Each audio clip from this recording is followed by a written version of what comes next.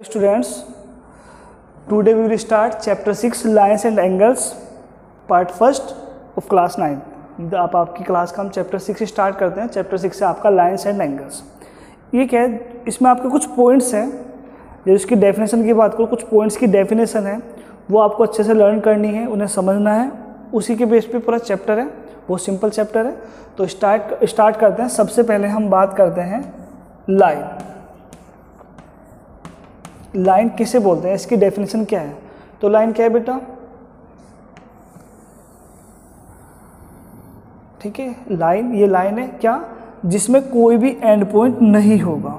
ठीक है, लाइन क्या होगी बेटा? इसमें कोई भी एंड पॉइंट नहीं होगा। इसे आप इस डायरेक्शन में भी इनफाइनाइट तक ड्रॉ कर सकते हैं, प्रोड्यूस कर सकते हैं, और आपको इस डायरेक्शन में भी इसे इनफाइनाइट तक प्रोड्यूस कर सकते हैं। तो ये आपकी लाइन है।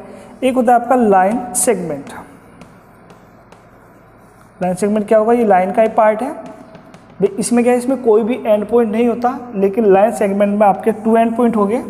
यानी इस लाइन में से कोई पार्ट ले लिया हमने, उसमें 2 एंड पॉइंट हो गए। ना तो आप इसे इस डायरेक्शन में प्रोड्यूस कर सकते हैं, और ना ही आप इसे इस डायरेक्शन में प्रोड्यूस कर सकते हैं। उसके बाद क्या आपकी एक रे आती है, रे, उसमें 1 एंड पॉइंट होगा आपका। अगर ये रे इस टाइप से है, तो इसका मतलब आप इसे तो इनफाइनाइट तक प्रोड्यूस कर सकते हैं, लेकिन इस डायरेक्शन में आप इसे प्रोड्यूस नहीं कर सकते हैं। तो लाइन एक स्ट्रेट लाइन होती है बेटा, जिसे आप कोई सी भी डायरेक्शन में इनफाइनाइट तक प्रोड्यूस कर सकते हैं। लाइन सेगमेंट इस लाइन का पार्ट होता है, लेकिन उसमें 2 एंड पॉइंट होंगे, आप इसे किसी भी डायरेक्शन में प्रोड्यूस नहीं कर सकते हैं। थर्ड है आपकी रे। रे क्या होगी? इसमें 1 एंड पॉइंट होगा, और इसे आप जिधर एंड पॉइंट नहीं है उस डायरेक्शन में प्रोड्यूस कर सकते हैं। ठीक है, चलिए उसके बाद हम बात करते हैं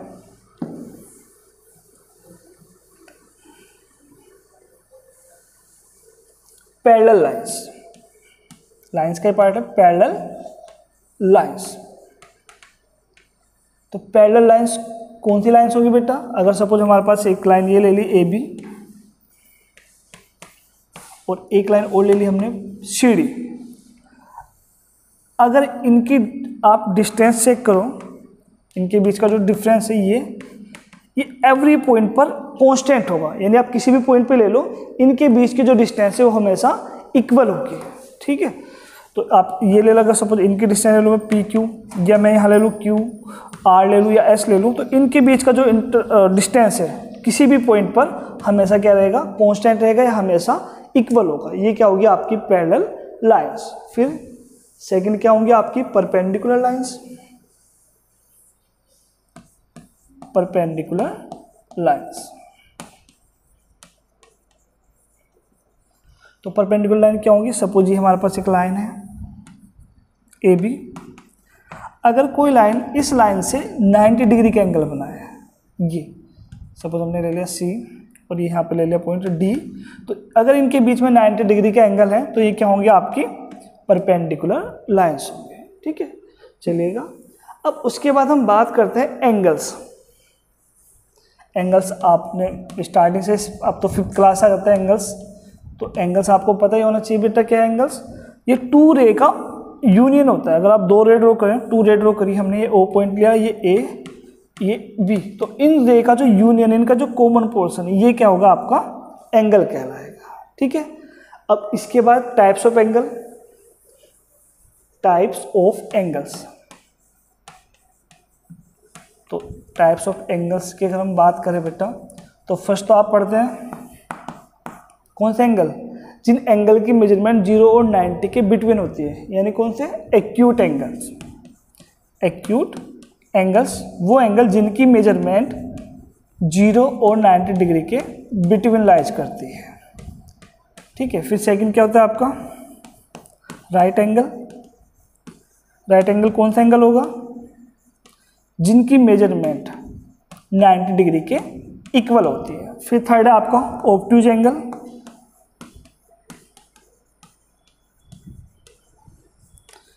कौन से एंगल? जिनकी मेजरमेंट 90 से तो अबव होगी, फिर 90 डिग्री से तो अबव होंगे, बट 180 डिग्री से क्या होंगे? बिलो होंगे, कम होंगे। यानी जो लाइज करेंगे 90 से 180 डिग्री के बीच, उन्हें क्या बोलते हैं? Obtuse angle. फिर स्ट्रेट एंगल। स्ट्रेट एंगल कौन से हो गए? जिनकी मेजरमेंट कितनी डिग्री हो? 180 डिग्री हो। जिनकी पूरी मेजरमेंट कितनी हो एंगल की 180 डिग्री, उसे क्या बोलते हैं स्ट्रेट एंगल। फिर आपका आता है रिफ्लेक्स।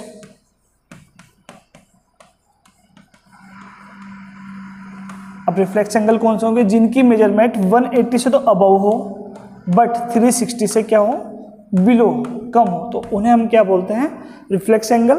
और अगर हमें किसी भी एंगल का रिफ्लेक्स निकालना होता है तो उसे ध्यान रखना हम 360 डिग्री में से माइनस कर देते हैं, ठीक है। फिर नेक्स्ट 6 रिफ्लेक्स के बाद कंप्लीट एंगल, यानी अगर एक पूरा राउंड ले लें आप, सपोज ये हमने लिया, ये हमने पूरा एक राउंड कंप्लीट कर लिया, तो ये एंगल कितना बनता है पूरा 360 डिग्री का। तो कंप्लीट एंगल किसकी मेजरमेंट कितनी देते हैं 360 डिग्री, ठीक है। फिर उसके बाद ये तो आपके सिंपल एंगल से आपको पता ही होगा, एक होता है आपका कॉम्प्लीमेंट्री एंगल्स।